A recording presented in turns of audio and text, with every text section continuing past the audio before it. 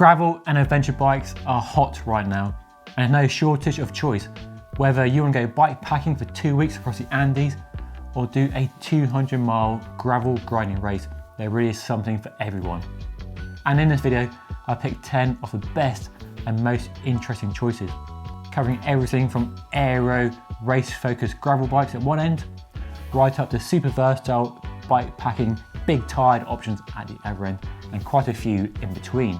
I won't be mentioning prices in this video because, well, they're likely to change during the course of the video this year, and with UK, US and Euro currencies, it's easy to leave them to one side.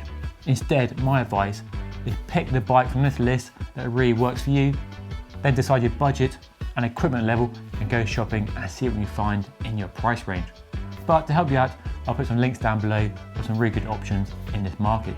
Okay, let's dive in, but before we do, this video is sponsored by Saddleback, who in the UK distribute HJC helmets, and this is a brand new Furion 2 Aero helmet, and it's a really cool looking helmet, great fit, great comfort, got a really cool auto adjusting retention system, really nice helmet, lots of colours. I'll put a link to it down below if you want to check it out, but a really good option if you're in the market for a helmet this year. Okay, let's dive into some of the best gravel bikes. This list is in no particular order, but if you ranked it by fun, the GT Grey would definitely be at the top. One of the most fun bikes you can buy, really versatile as well, just a really good all-round option and a really accessible and approachable gravel bike. First launched in 2015, right when gravel bikes were arriving on the scene, and the first from a company with no real drop bar expertise, but bringing like mountain bike experience and the very unique triple triangle rear stays, which I know not everybody loves, but on this latest generation version launched 2 years ago, gives improved seated comfort, making it one of the smoothest riding gravel bikes in this sector. It's also super versatile with mounts for racks, bottles, cages, mud guards, so everything from bike packing to commuting and audax, this bike does it all. There's ample tyre clearance for a 700 by 42 or a 650 by 47, which isn't the widest here, but a 40 to 42 is, in my opinion, wide enough for most applications. It's a really good bike packing option as well.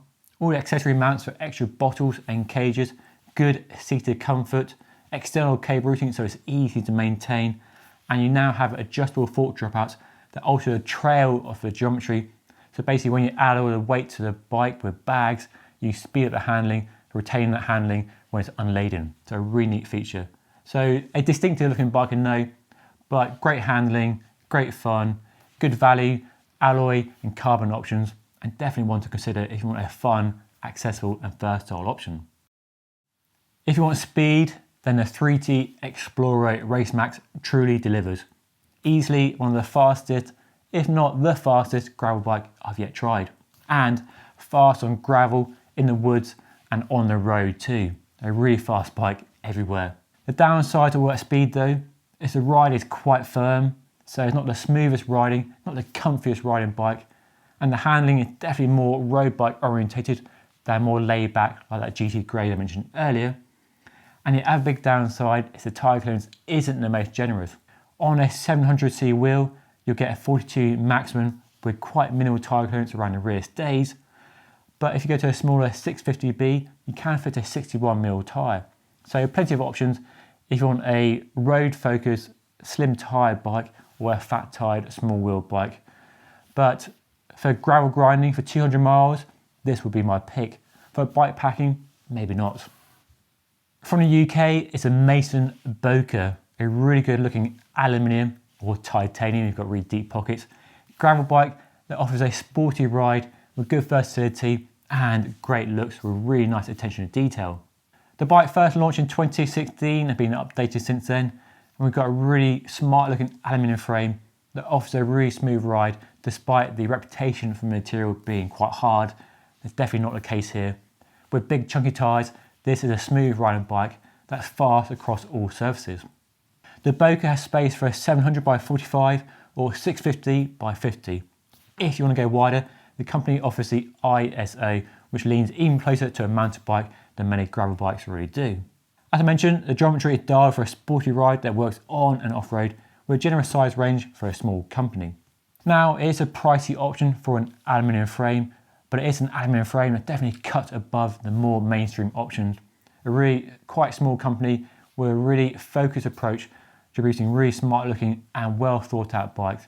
Definitely an option if you want something a bit different and really popular here in the UK. And to the Specialized Diverge, which I reviewed last year, link above, and definitely one of the most tech-laden gravel bikes you can buy right now, with the top of the range models having the Future Shock 2.0 from the Roubaix cobble bashing bike, and even the SWAT down tube storage from the Manta bikes. All that tech really contributes to amazing ride quality and performance on this bike, and that Future Shock is no gimmick. The 20mm of suspension you get from that cartridge inside the head tube really helps to dampen the vibrations through the front wheel and through the handlebar, really ensuring your upper body is not subjected to the abuse you get on a normal rigid gravel bike. It's also now damped, so it's more controlled in rapid hits, and you've got a dial on the top to turn it on or off as well. You can fit the bike with a dropper post if you want, or the company's own Terra seat post, which like the Parve from the Roubaix gives really good seated comfort. Not as good at the front, but the ride quality is fairly balanced between the saddle and handlebars. The top of the range models get the SWAT down tube storage from the Manta bikes, a very nifty compartment concealed underneath a water bottle, gives plenty of space for all your tools, pumps, inner tubes that you need, freeing up the saddle or your pockets for other things like food and spare clothing. And it's easily one of my favourite features of any bike. I'd happily have this on all my bikes. Once you use it, you won't go back. The tyre clearance on a Diverge is generous, with space for up to a 700 by 47 or 650 by 53. Lots of mounts of extra accessories, water bottles, mud guards as well. And the geometry is a bit longer in the front centre with a shorter stem, gives really good balance off-road. And this is a bike that really excels off-road in the woods. The rougher the terrain, the better this bike performs, thanks to that Future Shock at the front, and just a really good handling bike. So the Diverge is definitely one of my favourite bikes, and there's a wide range of options as well, from the top end S-Works model down to the base carbon. They're really something for everyone. Another bike designed for speed and going fast is a Cervelo Aspero, a new Aspero 5, which takes the original Aspero launched 2 years ago and turns the dial up to 11.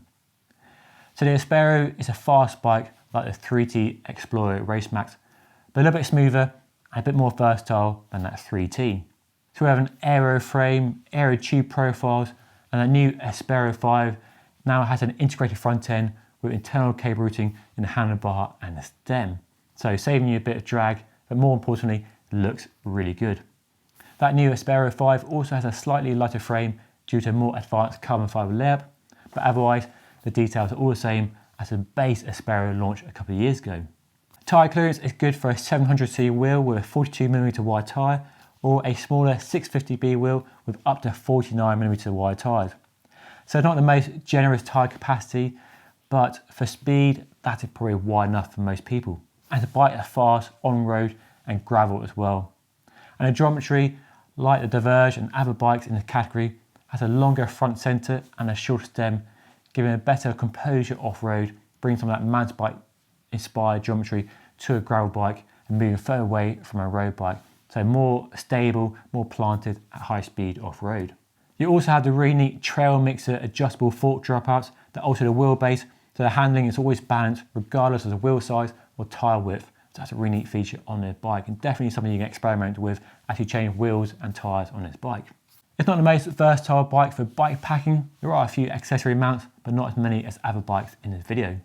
So far, most of the bikes in the video have used carbon fibre or aluminium frames, the most common in the bike industry, but steel is a really good option for a gravel bike. Steel is real when it comes to gravel bikes, and the Fairlight Secan is a really good example, a great demonstration of a modern design steel bike.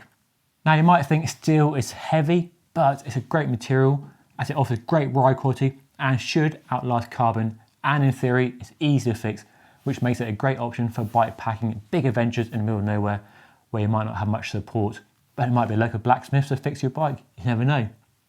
So the Secan uses a custom tube set using Reynolds 853 main tubes and some very specially designed steel tubes that give massive tyre clearance. You can fit up to a 700 by 50 or 650 by 57.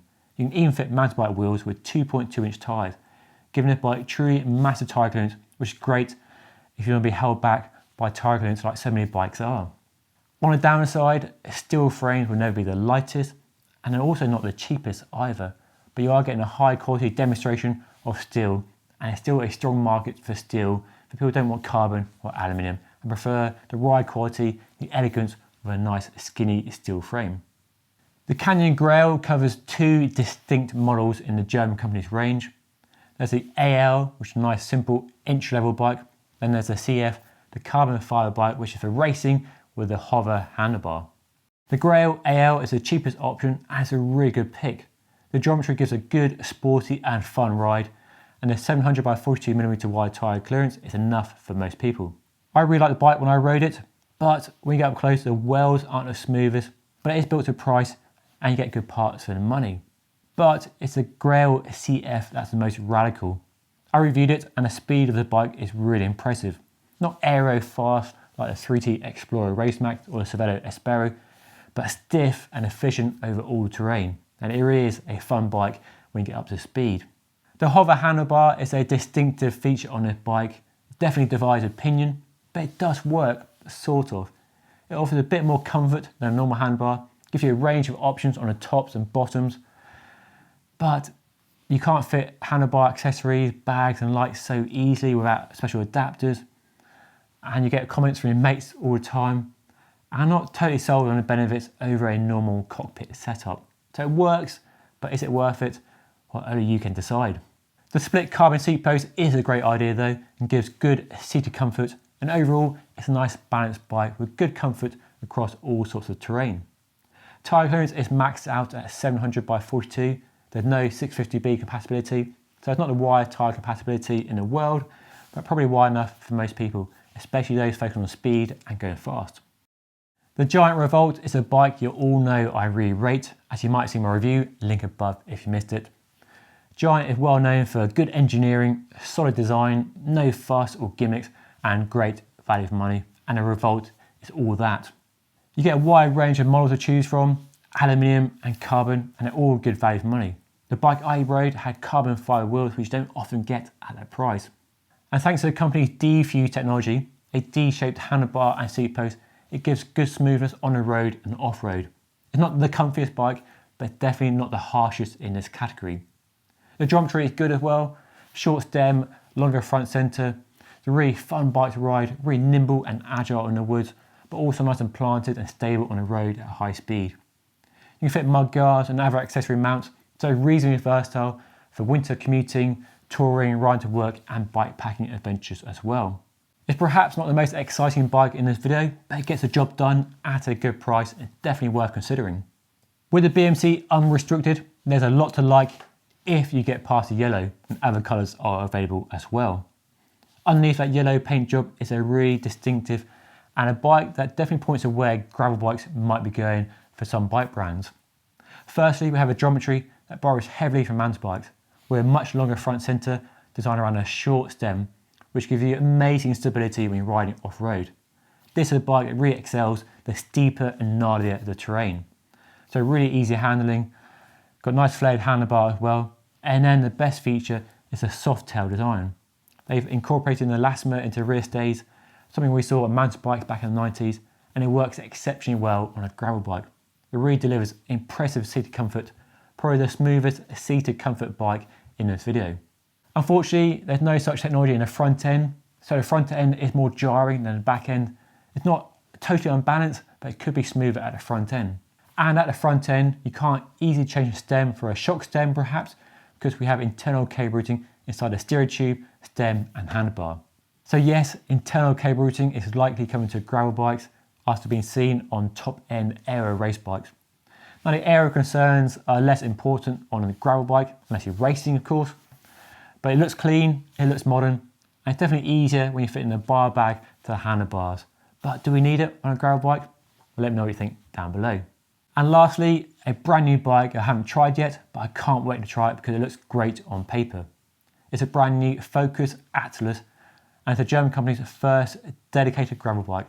It looks great on paper, and like all Focus bikes, has some really smart attention to detail and good value for money as well. To help keep the price down, the frame is made from aluminium with carbon fibre fork. And when you look at the geometry, we see a longer front centre and shorter stem, like in that BMC, Specialized Diverge, and many other gravel bikes in this sector. That gives good handling off-road, really promotes responsive handling in the woods, in the gravel tracks that you might be riding these bikes on. There's clearance for up to a 47mm wide tyre, which is definitely at the more generous end of the spectrum.